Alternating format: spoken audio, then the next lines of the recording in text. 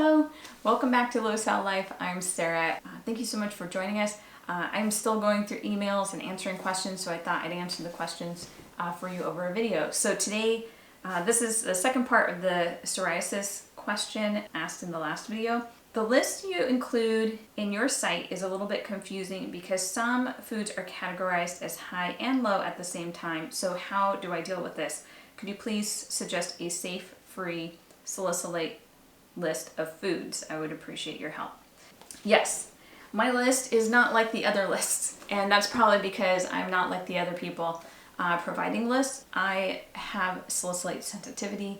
I've probably had it my whole life. I do not expect it to go away. This is a long-term situation for me, and I'm fine with that. Going on a low-sal diet has basically eliminated the majority of every single one of my problems I've had. So as long as I, live in a bubble, I'm good. Trying to figure out how to manage salicylate sensitivity is very hard because you can eat it, you can breathe it in, and you can also absorb it through your skin. So it is always very challenging to figure out what you can tolerate. And there is a lot of incomplete research on the list of salicylates in foods. There's research from all over the world except for the Americas, right? I have yet to see a list of salicylate levels in anything from the US, Canada, South America, Central America. Yeah, kind of lacking. So let's talk about my list. I'm not a dietitian. I do have a biology degree. I am not a doctor. I am not your doctor. I do not have an office you can come to and I recommend what you should and shouldn't eat.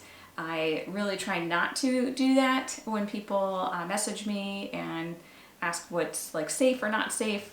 I don't know, it's kind of hard. But what I can do is look through all of the research articles that have ever been published on salicylate sensitivity and do my very best to make it in a tangible, like digestible place where you guys can decide whether or not you want to take the risk on what the foods are. So the way that my list is organized, so the categories, there's a lot of different articles that will break up low, negligible, low, moderate, high, very high, which are the categories that I chose to do mine by.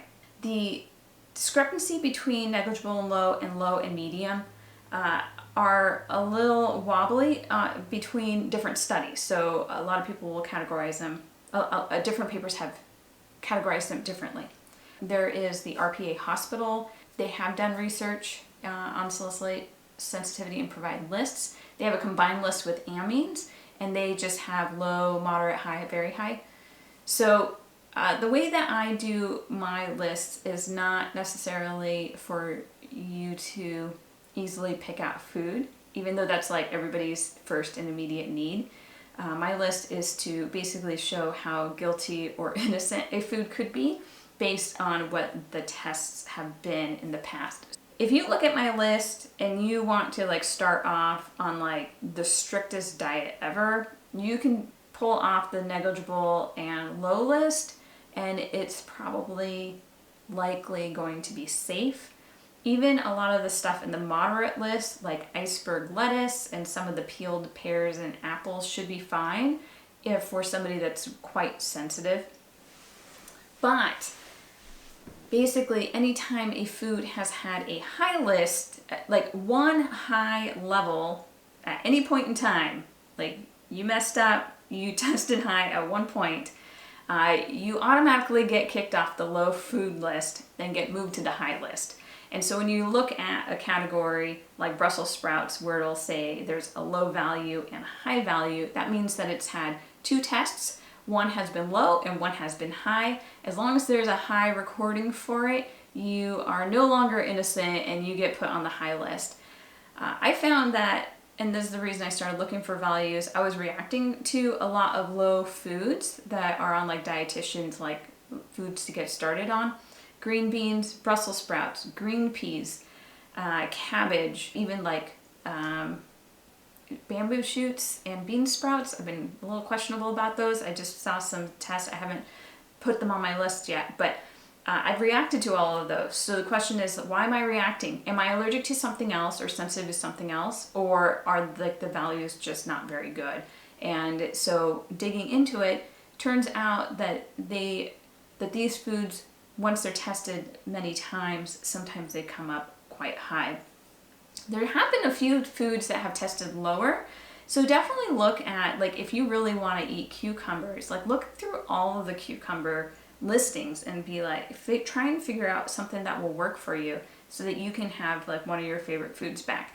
I believe the long skinny cucumbers have a lower value than the more traditional chubby cucumber. If you peel them, then you're gonna have lower values. So just kind of take a really close look and look at also the dates. So the newer studies are gonna have a little bit more refined or like better technology for how we test foods, and just kind of look at them. So there's low, that, you know, they might have had a low listing. There's high, like bananas are a really good one.